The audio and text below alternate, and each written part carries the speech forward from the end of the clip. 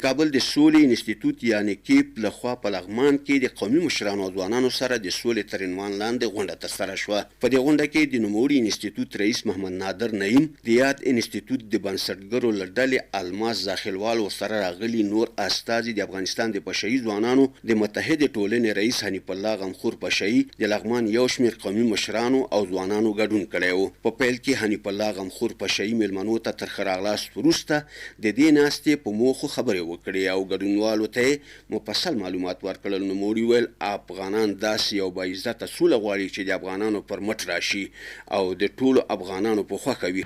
نن د سولې د انسټیټیوټ لخوا نه دغه برنامه پر لار اچول شوې ده.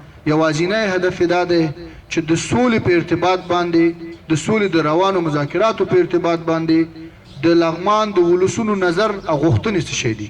ښاغلي غمخور له ښکېلو غاړو غوښتنه وکړه چې نور باید دا جګړه پای ته ورسوي او نور دې دا د وینو تویولو ماشین بند کړي.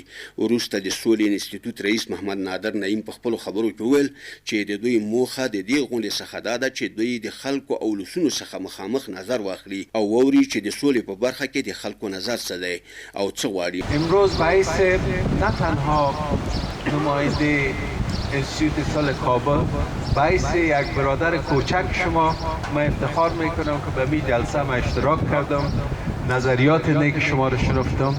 واقعا باور من تا بیشتر شد تا وقتی که شما به این پروسه دخیل نباشین، تا وقتی که صدای شما شنفته نشه این پروسه موفق نمیشه. دیگه باز هم بسیار زیاد تشکر میکنم.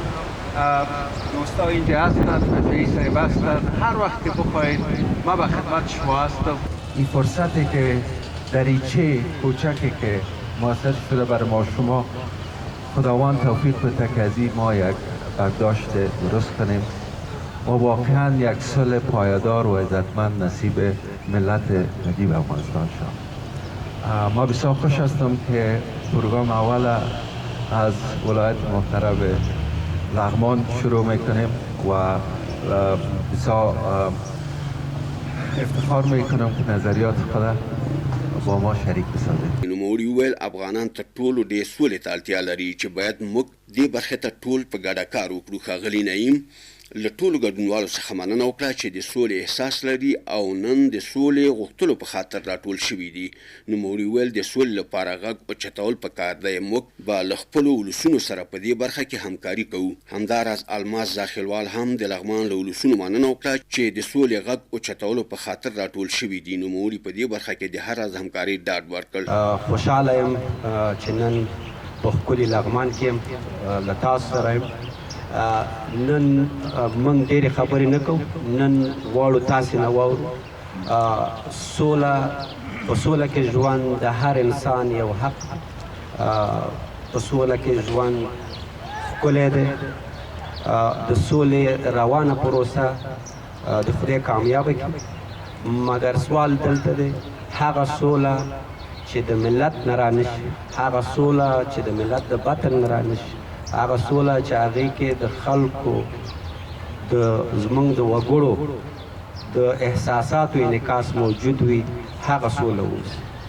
نن چې موږ دا کومه جرګې شروع کړي په سر تاسر د افغانستان کې او پایلې د لغمان ولایت څخه دی، هدف یې همدا دی چې د روانې پروسې په مورد کې د خلکو نظرونه څه دي، څه پیشنهادات لري، کومې ستونزې پکې ګوري، څه نظرونه لري، چې موږ دا راټول کړو او د دې داخلو اړخونو سره که هغه دولت وي، که هغه طالبان وي او که هغه بین المللي ټولنه وي، د هغوی سره شریک کړو او څنګه کولی شو چې زموږ خلک په دغه د سولې په روانه پروسه کې رغنده ونډه ولري. په دې غونډه کې آزاد باس او د سولې غوښتلو پوښتنې هم مطرح شوې چې ناستو ګډونوالو خپل نظرونه شریک کړل او په سولې کولو یې ټینګار وکړ. خدای دې وکړي چې هغه هیله او امید چې افغانان لري چې هغه د جګړې پای ته رسېدل دي، چې هغې ته افغانستان ورسیږي. خلاصه که دلته د هر چا نه پوښتنه وکړي نو هغه به د صلح خلاف نه وي. ځکه ټول د جګړې نه ستړي شوي دي، ټول نور جګړه نه غواړي. نو په حکومت او ښکېلو غاړو باندې زموږ غږ دی چې دا جګړه تر کله وخت یې رسېدلی دی چې موږ باید یو سولیز افغانستان ولرو، په افغانستان کې تلپاتې صلح ولرو. اوس دا سولې انسټیټوټ ته الله اجر ورکړي چې دغسې یو ښه ابتکار یې کړی. د نه وړاندې ځینې دوستان د سولې په نوم باندې هر څوک خپل یو ابتکار رامنځته کوي چې زه دې هغه وکړم، خو یو هم پکې تر اوسه پورې نه ده کامیاب شوی. هیله مې له ټولو څخه دغه ده، د بالخصوص د سردار صاحب نه، ذاخروال صاحب نه، که تاسو غواړئ چې واقعي صلح دې رامنځته شي، د علماو یو ښه قوي بورډ جوړ کړئ، د سپین ږیرو یو ښه قوي بورډ جوړ کړئ، د ځوانانو یو ښه قوي بورډ جوړ کړئ. د هغه قوي بورډ نه به هم په هغه څوک چې په هغې ناراضه دي، هغه څوک چې خفه دي، هغه څوک چې بیرونیان خارجیان ما او تا په خپل منځ کې پکې په جنګ اچي، هغوی به هم قانع شي، هم به خارجیان په دې قانع شي افغانان سره خپل منځ کې متفق او متحد دي. او که موږ دا شو چې نن په مسکو ته لاړ شو، سبا ترکیې ته لاړ شو، بل ورځ بل ته لاړ شو، نه مو ترکیه جوړوي، نه مو مسکو جوړوي، نه مو بل ملک جوړوي. که موږ افغانان ټول سره په یو خوله، په یو غږ، په یو ژبه همدغه وایو چې صلح انشاءالله صلح راځي. دوی وویل موږ باید ټول په ګډه سره د سولې لپاره مټې بډ وهو او د ناامنۍ ټغر ټول کړو. د یادونې ده چې په کابل کې د سولې انسټیټوټ لخوا تر دې وړاندې هم د سولې اړوند پروګرامونه ترسره شوي چې له دې وروسته به هم دې برخې ته کار کوي.